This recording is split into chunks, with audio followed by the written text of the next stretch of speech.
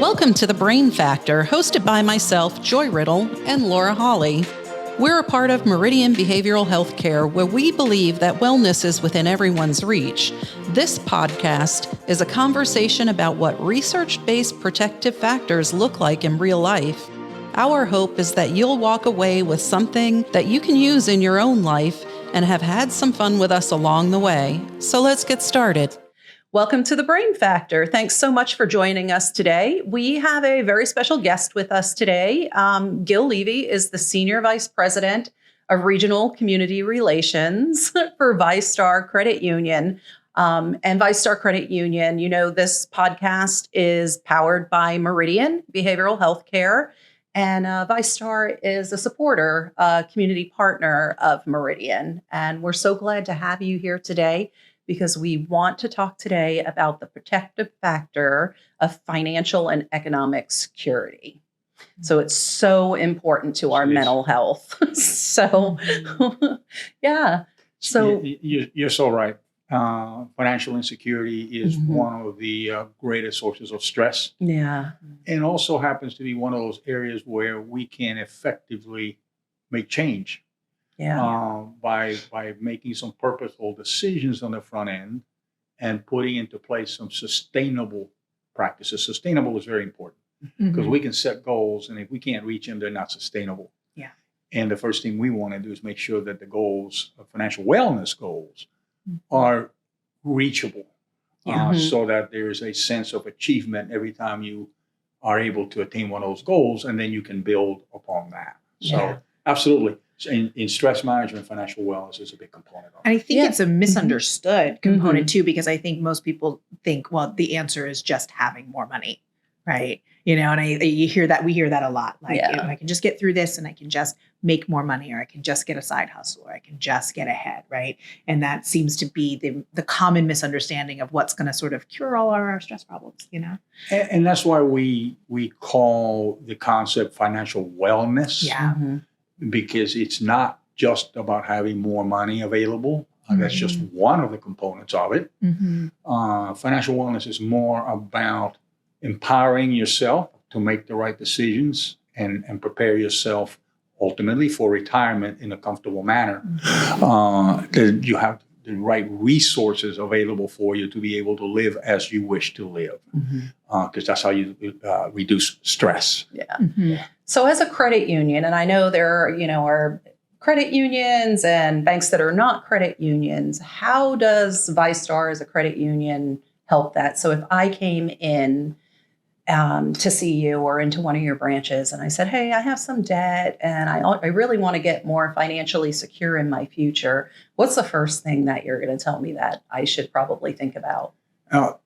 First thing, to make a distinction, as a credit union, we are member owned. So our prime focus is to be responsive to our members' wants and needs. So, you know, when you come in and you sit down with us and you want to have a conversation about financial wellness, we're going to want to understand your wants and needs. Where do you want to be? What do you want to accomplish? What are those goals? And then we'll start to craft ideas for you to follow in order to achieve those goals. You know, things like saving, how to save money. And saving goes both ways. Not only this money that I save in an account, but also how to save money when you're out there spending money. So savings is on both ends of that candle. Right. So we talk about ways on how to save.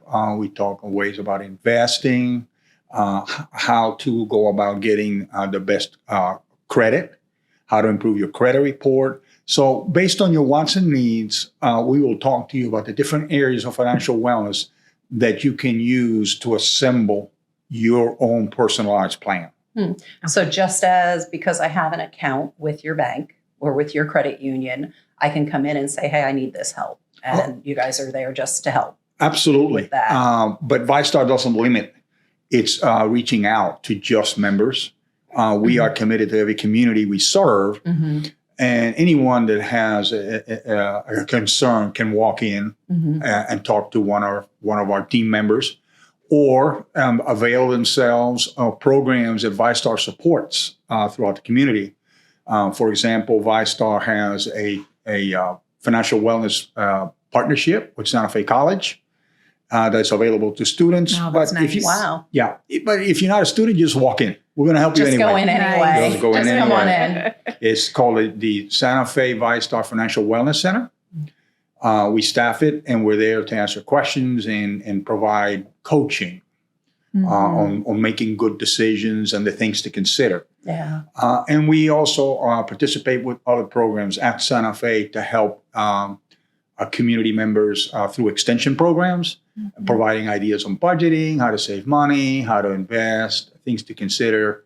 And we also participate with Santa Fe's financial wellness curriculum that is being created for the students. Oh, I love that so much. So Laura said something pretty important just a little while ago, and it was a misconception about our budget. And we just get to more money. How do I get more money, more money, more money? But you and I were just talking right before this episode about it being more so building a realistic budget that you could live with or that you can afford.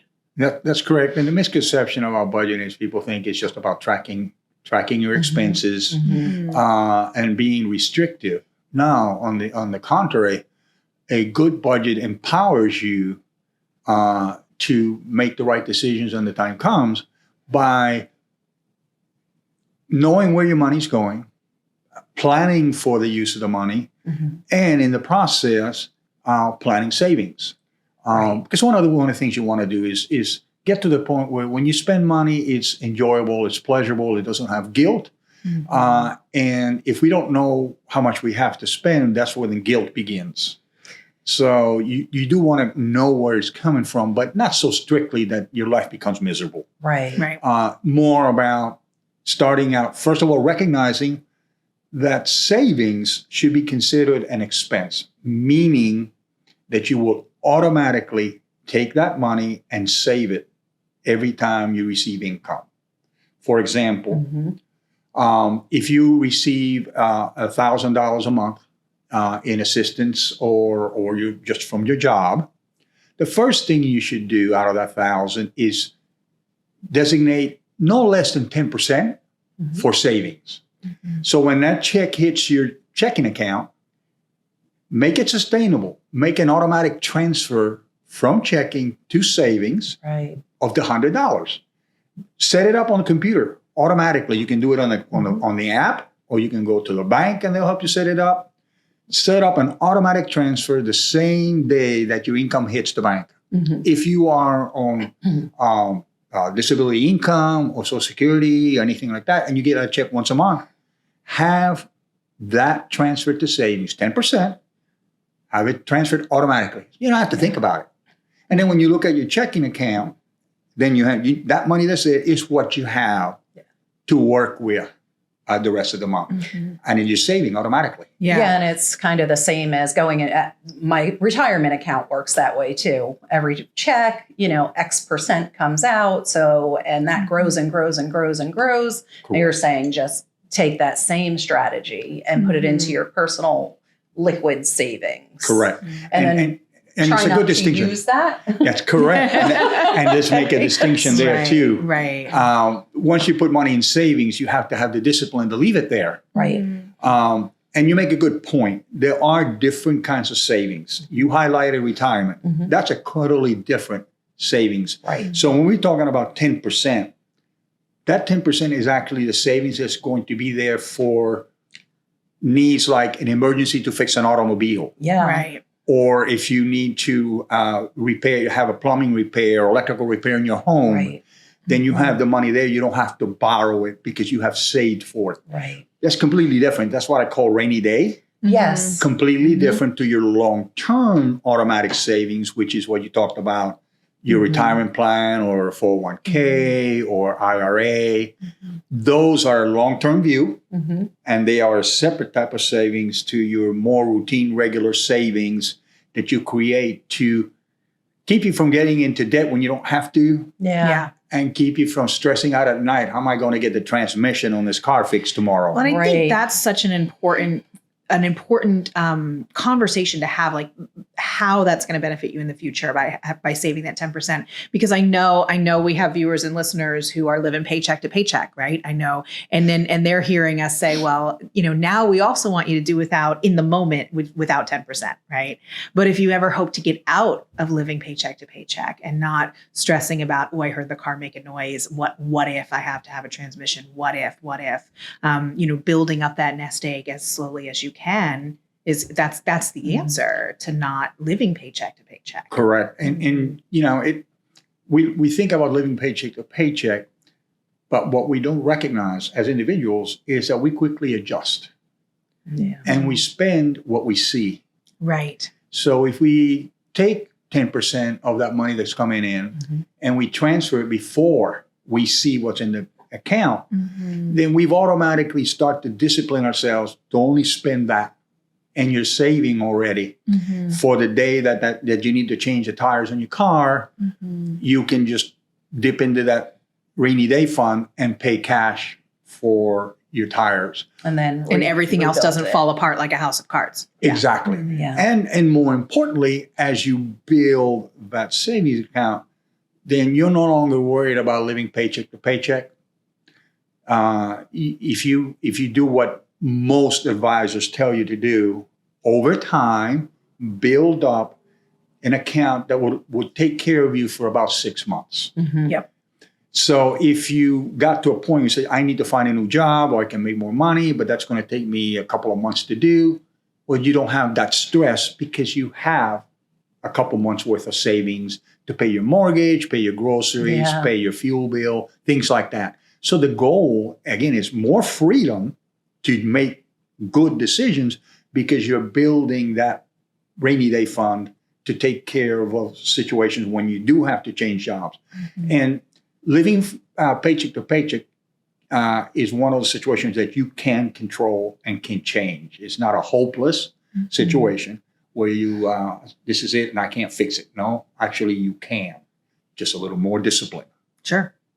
Excellent. So I'm someone who needs to have all these benchmarks in place. I have to constantly feel, like those so satisfied videos or something like that you see on Facebook where you see the lawnmower going and it's making the tracks. I need steps so that I can feel like I'm making progress. And so what would be the first number that if I were going to set a goal to start this process? I've heard save $1,000 first, do your 10%, whatever you need to, get $1,000 into a savings account because that can cover X percentage of you can get new tires with that.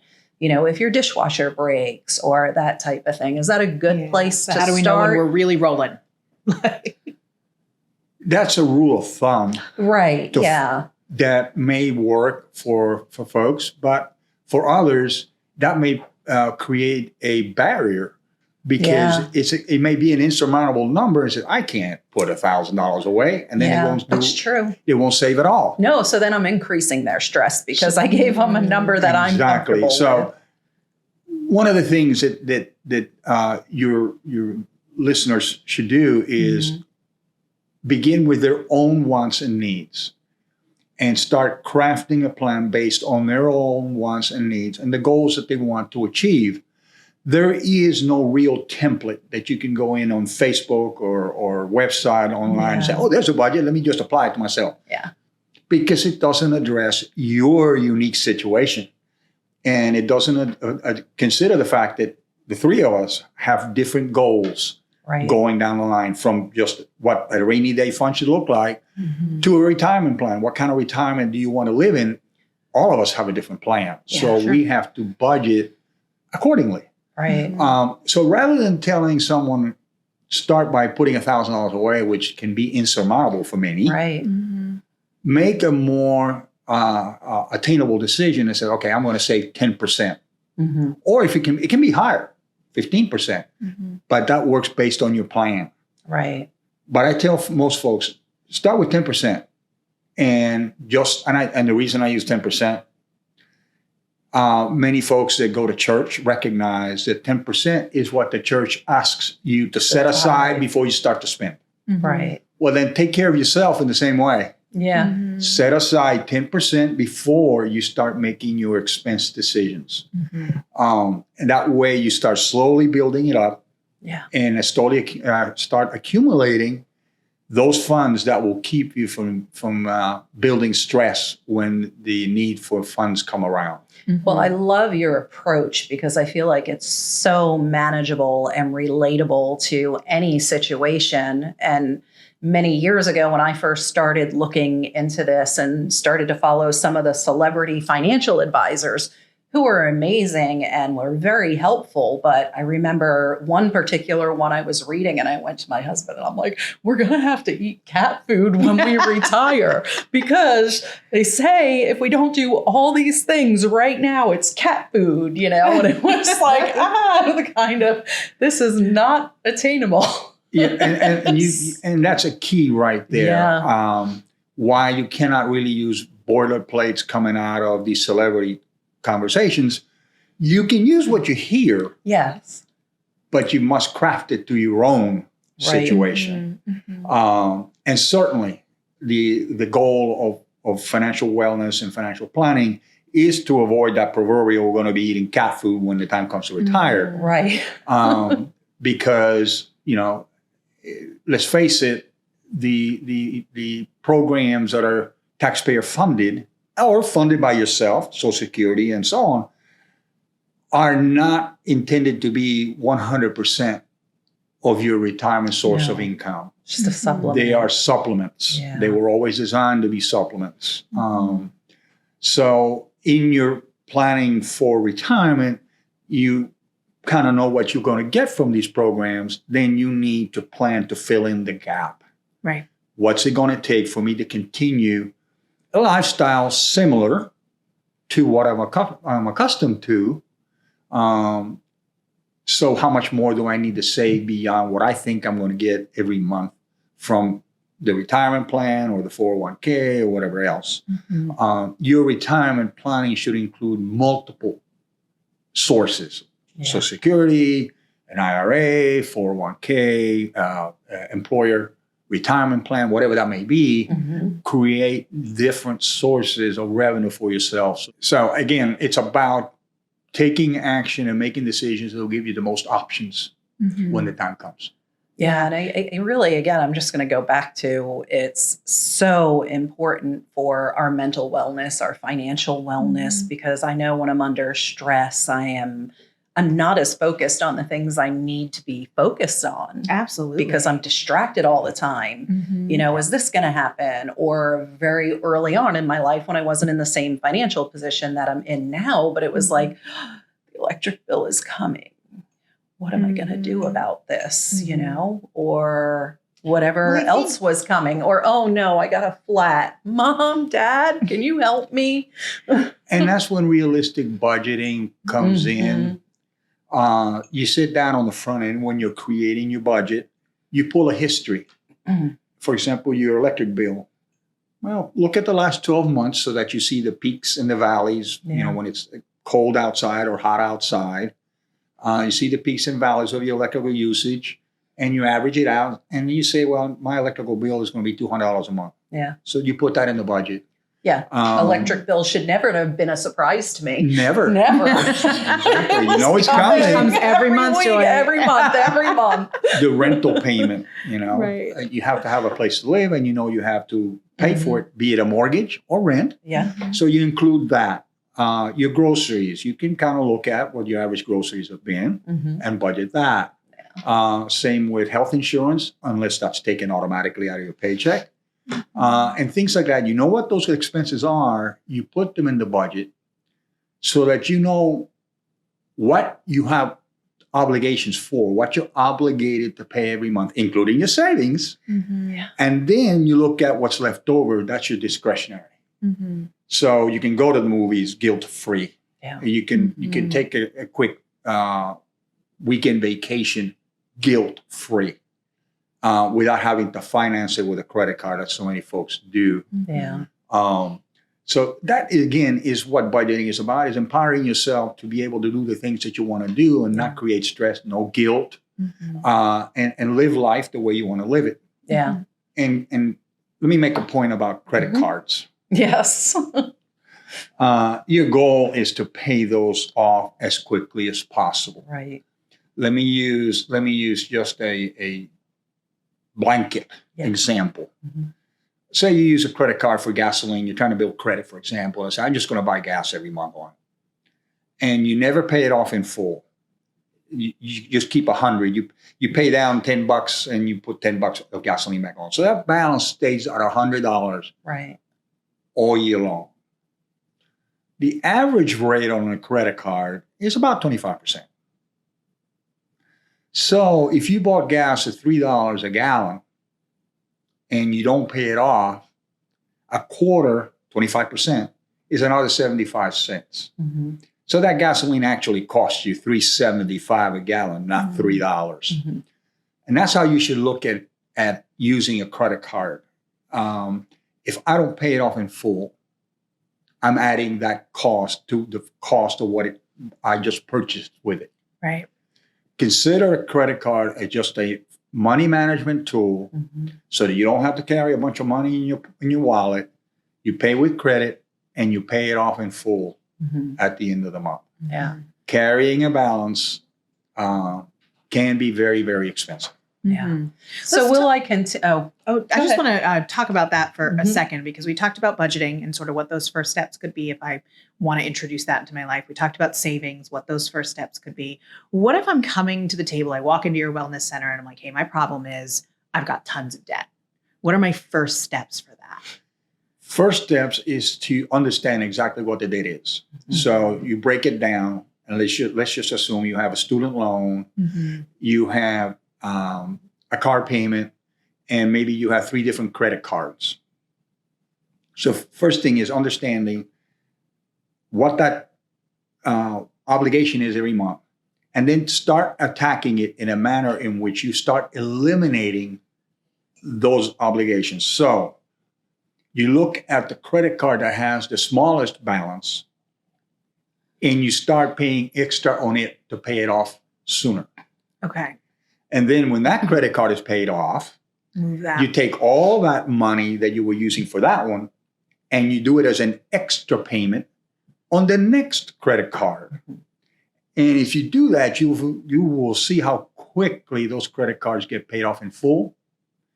And the goal of that is those funds now can be used to start paying down your student loan, extra payments on your student loan, or extra payments on your car loan, or if you've already paid those off, extra payments on your home mortgage. Mm-hmm. Mm-hmm. So you start with the lowest balance that you've been carrying on credit cards and wipe it out first, because that's the most attainable. And you feel good about it. Oh, yes, and that gives me those little benchmarks that I want. Right. Baby steps. Yep. Baby steps. You pay off that first one and you say, I can do this. Mm-hmm. And you take all that money you're saving from that one paid off and you apply it to the next one. Mm-hmm. In a couple of 3 months, you've wiped out 2 credit cards. Yeah. And you start really feeling good about yourself. Yeah. And that builds. Nothing that's tougher on sustaining something when you don't achieve goals.